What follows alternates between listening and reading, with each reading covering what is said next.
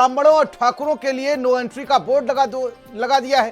45 सीटों पर प्रभारियों के ऐलान के साथ चंद्रशेखर ने 0% सवर्ण फॉर्मूला उतार दिया है। इसने लखनऊ से दिल्ली तक हड़कंप मचा दिया है। लिस्ट में एक भी ब्राह्मण या ठाकुर नहीं है, सिर्फ दलित, ओबीसी और मुस्लिम चेहरे ही। 2027 के यूपी विधानसभा चुनाव में भले ही अभी वक्त हो, लेकिन सियासी बिसात बिछाई जा चुकी है और इस बिसात पर पहला और सबसे धारदार दांव चला है नगीना के सांसद चंद्रशेखर आजाद। अखिलेश यादव का पीडीए हो या मायावती की सोशल इंजीनियरिंग हो, अखिलेश ने दोनों दिग्गजों के फॉर्मूले को हाईजैक कर लिया है। आजाद समाज पार्टी ने इसको हाईजैक कर लिया है। आजाद समाज पार्टी ने 45 विधानसभा सीटों पर जो लिस्ट जारी की है उसमें 100% विशुद्ध पीडीए है, यानी एक भी सवर्ण नहीं, 0 ब्राह्मण, 0 ठाकुर। रिपोर्ट के साथ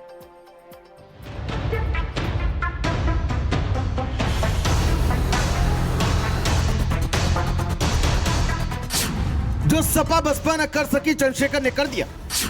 आजाद समाज पार्टी ने 44 सीटों पर उतार दिया 100% शुद्ध पीडीए। दलित, ओबीसी, मुस्लिम के दम पर हिलाई यूपी की सियासत। गठबंधन से पहले प्रेशर कार्ड, तीसरे मोर्चे की धमाकेदार बिसात। यूपी की राजनीति में जब बड़े बड़े सूरमा अभी 2027 के चुनाव की रूपरेखा ही तैयार कर रहे थे, ठीक उसी वक्त चंद्रशेखर आजाद ने 45 उम्मीदवारों की पहली लिस्ट जारी करके चुनावी बिगुल को फूंक दिया। जैसे मायावती चुनाव से पहले विधानसभा प्रभारियों का ऐलान करती थी और वही प्रभारी बाद में आधिकारिक प्रत्याशी बनते थे, ठीक उसी राह पर चलते हुए आजाद समाज पार्टी ने 45 प्रभारियों की फौज को मैदान में उतार दिया है। यानी सिर्फ प्रभारी नहीं बल्कि 2027 का संभावित विधायक उम्मीदवार भी है। उत्तर प्रदेश विधानसभा चुनाव 2027 से पहले आजाद समाज पार्टी ने 45 विधानसभा क्षेत्रों के लिए प्रभारियों की पहली सूची जारी करके राजनीतिक हलकों का ध्यान अपनी ओर खींचा है।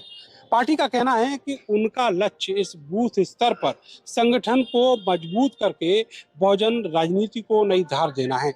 राजनीतिक जानकारों की माने तो यह रणनीति उत्तर प्रदेश में दलित, ओबीसी, मुस्लिम गठजोड़ को मजबूत करने की कोशिश है। लेकिन इस लिस्ट का सबसे बड़ा और धमाकेदार पहलू छिपा है इसकी सोशल इंजीनियरिंग के फॉर्मूले में। अखिलेश यादव जिस पीडीए यानी कि पिछड़ा, दलित, अल्पसंख्यक का ढोल लगातार पीटते रहे, चंद्रशेखर आजाद ने उस पीडीए को कागजों से निकालकर सीधे जमीन पर उतार दिया। इस लिस्ट में एक भी सवर्ण यानी कि ब्राह्मण, ठाकुर या उच्च जाति का नेता शामिल नहीं है। अब जरा इस लिस्ट के गणित को भी समझिए। 45 में से 17 सीटों पर अनुसूचित जाति, तो वहीं 16 सीटों पर अन्य पिछड़ा वर्ग यानी कि ओबीसी, 11 सीटों पर मुस्लिम, तो वहीं लखीमपुर खीरी की सिख बाहुल पलिया सीट पर एक सिख को प्रभारी बनाया गया। यानी 45 में से 44 सीटें 100% विशुद्ध बहुजन और पिछड़ा समाज के नाम है। देखिए, हमारी तैयारियां मजबूत हैं। जहां लगता है कि सीट हम लोग बहुत मजबूत लड़ सकते हैं और ये हमारे फेवर में आ सकती है, वहां हमने फर्स्ट फेज में किया। अभी तो 10 दिन बाद एक और लिस्ट जारी होगी। लगभग 250 सीटों का हमारा काम जो है वो पूरा हो गया है। चंद्रशेखर के इस दांव ने यूपी के दो सबसे बड़े क्षेत्रीय छत्रपों यानी अखिलेश यादव और मायावती के सामने धर्म संकट खड़ा कर दिया है। बसपा से छिटके जिस जाटा व दलित वोट बैंक पर मायावती का कभी एक छत्र राज हुआ करता था, चंद्रशेखर अब उसमें सीधे डकैती डाल रहे हैं। तो वहीं दूसरी तरफ जो मुस्लिम और OBC vote bank Akhilesh Yadav को अपना इकलौता मसीहा मान रहा था, उसके सामने चंद्रशेखर आजाद के रूप में एक मजबूत युवा और आक्रामक विकल्प खड़ा हो गया है। कोई भी पार्टी को अपना पार्टी बनाने का अधिकार है। लोकतंत्र में अपने पार्टी में अपने पदाधिकारियों की नियुक्ति करने का अधिकार है। कोई पार्टी अगर चाहे कुछ भी कर ले, अब पीडीए समाज का वोट समाजवादी पार्टी को ही मिलेगा। चंद्रशेखर ने साबित कर दिया कि बहुजन राजनीति की असली विरासत अब किसी दिशा में मुड़ रही है।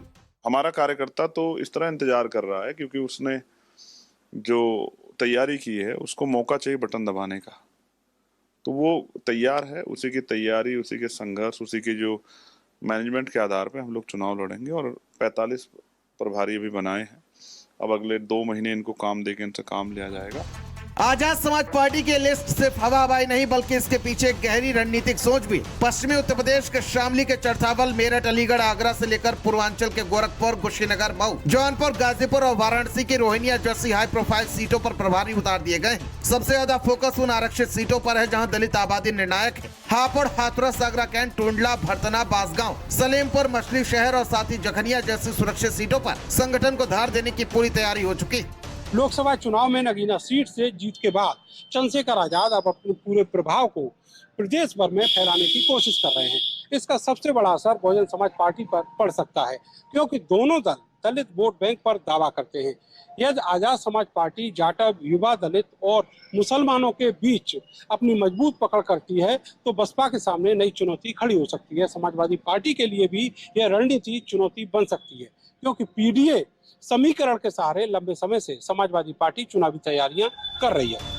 चंद्रशेखर आजाद ने पहले ही साफ कर दिया था कि वो बीजेपी को छोड़कर किसी भी गैर बीजेपी दल से गठबंधन के लिए तैयार है, लेकिन किसी भी बड़े दल की चौखट पर मिन्नतें मांगने की बजाय चुनाव से काफी पहले 45 सीटों का ऐलान करके उन्होंने प्रेशर पॉलिटिक्स का सबसे बड़ा कार्ड खेल दिया है। अगर कल को सपा कांग्रेस चंद्रशेखर के साथ मेज पर बैठकर सीट शेयरिंग की बात करेगी तो चंद्रशेखर के पास 45 सीटों पर उनका मजबूत कैडर और घोषित प्रभारी पहले से ही तैयार मिलेंगे, यानी गठबंधन होगा तो शर्तों पर गिड़गिड़ाकर नहीं।